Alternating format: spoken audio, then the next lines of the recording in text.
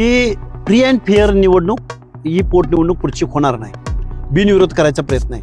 अगदी जिवे मारण्याच्या सुद्धा धमक्या इथं आलेल्या आहेत. संभाषण म्हणजे बारामती आमची आहे, तू तिथं कशाला चाललाय राजकारण करायला, तुझा काय संबंध, तू निवडणुकीला कसा उभा राहतोय, हातपाय मोडेन, अशा धमकीचे कॉल आहेत कार्यकर्त्यांचे. हे बघा, दुसरा तिसरा म्हणजे चौथा कॉल, 4 कॉल मला ह्या 2 दिवसात आलेले आहेत. त्याच्यावरती आम्ही FIR सुद्धा दाखल केलेले आहेत, गुन्हे दाखल केलेले आहेत. आजही कॉल येऊन गेलेला आहे. नीरा नदीची पाहणी करण्यासाठी आलेला आहे. काय सांगाल, विशेषतः या नदीवरती अनेक जणांनी भेटी दिलेल्या आहेत, परंतु आजपर्यंत ज्या समस्या आहेत त्या सुटलेल्या नाहीत. काय सांगाल? हे बघा, खंडस गावामध्ये मी नीरा नदीवरती मी आज पाहणी करायला आलोय.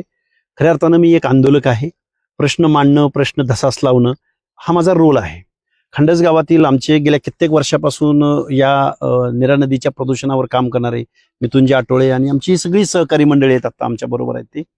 तर विषय असा आहे की या नीरा नदीमध्ये फलटण मधला कत्तलखाना आणि मग त्यानंतर सोमेश्वर, माळेगाव, परत दुधाचे अनेक प्रोजेक्ट, म्हणजे बारामतीच्या 2 समस्या आहेत. एक समस्या आहे जिरायती भागाची, तिथल्या शेतीला पाणी मिळत नाही, प्यायला पाणी मिळत नाही.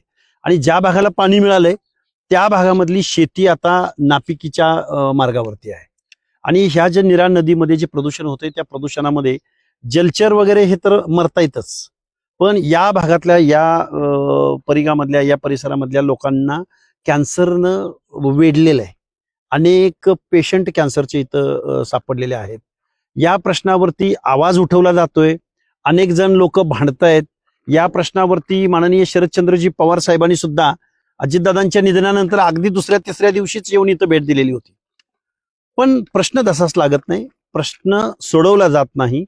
आणि इथल्या लोकांचं डेअरिंग नाही म्हणण्यापेक्षा बोललं तरी त्याच्यावरती उपाययोजना होत नाही. इथल्या म्हणजे ही विकासाची गोड फळं आहेत का, की सर्वसामान्य माणसांना या प्रश्नांना सामोरं जावं लागतंय. आणि त्याच प्रदूषणाच्या प्रश्नावरती मी आज इथं आलोय. तुम्हाला सांगायचं, मला महाराष्ट्राला सांगावंसं वाटेल की हीच नदी पुढे जाऊन नीरा नरसिंगपूरला जाते, की जी मुख्यमंत्री महोदयांचं कुलदैवत आहे.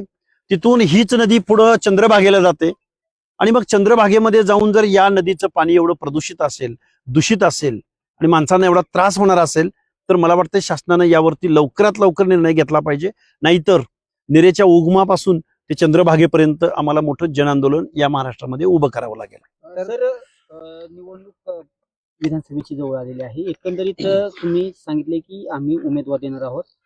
तुमच्या नावाची देखील चर्चा मोठ्या प्रमाणात होत आहे. काही वेळापूर्वी तुम्हाला एक फोन देखील आला होता, त्या दमदाटीचा देखील. हे बघा, बारामती म्हटलं की मग काही लोकांची नावं, बारामती पवारांना आंदण दिले की काय, अशी परिस्थिती बारामतीमध्ये महाराष्ट्रामध्ये आहे. एखादा माणूस निवडणूक लढतो म्हटलं की तू का निवडणूक लढतोय, तुझं काय काम आहे तिथं, तू राजकारण करतो काय, असं म्हटलं जातं. माझी निवडणूक आयोगाला सुद्धा विनंती आहे की फ्री अँड फेअर निवडणूक ही पोटनिवडणूक पुढची होणार नाही. बिनविरोध करायचा प्रयत्न आहे. अगदी जिवे मारण्याच्या सुद्धा धमक्या इथं आलेल्या आहेत. आमचं म्हणणं असं आहे की आम्हाला लोकशाही टिकवायचे, लोकलचे प्रश्न अजेंड्यावर आणायचे. जी लोक बोलत नाहीत, बोलायचा प्रयत्न करत नाहीत, आणि जी लोक बोलतात त्यांना त्रास देण्याचं काम केलं जातंय, टार्गेट करण्याचं काम केलं जातंय. त्यामुळे निवडणूक आम्ही बिनविरोध होऊ देणार नाही. निवडणुकीला आम्ही सामोरं जाऊ. शेवटी जनतेच्या प्रश्नावर, जनतेचे प्रश्न तरी आमच्या अजेंड्यावर येतील आणि प्रश्न अजेंड्यावर आणू आणि जनसामान्यांच्या प्रश्नावर भिडायची ताकद आम्ही ठेवलेली आहे. कार्यकर्त्यांचे हे बघा, दुसरा तिसरा म्हणजे चौथा कॉल, 4 कॉल मला ह्या 2 दिवसात आलेले आहेत. त्याच्यावरती आम्ही FIR सुद्धा दाखल केलेले आहेत, गुन्हे दाखल केलेले आहेत.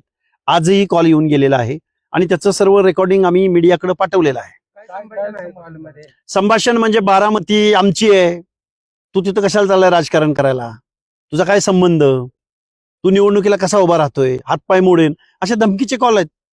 आणि हे मला वाटतंय आता बघा, ते शोध घेण्याचं पोलिसांचं काम आहे. आम्ही त्यांना FIR दाखल केलेले, पुण्यामध्ये FIR दाखल झालेले आहेत, अनेक ठिकाणी FIR दाखल झालेले आहेत.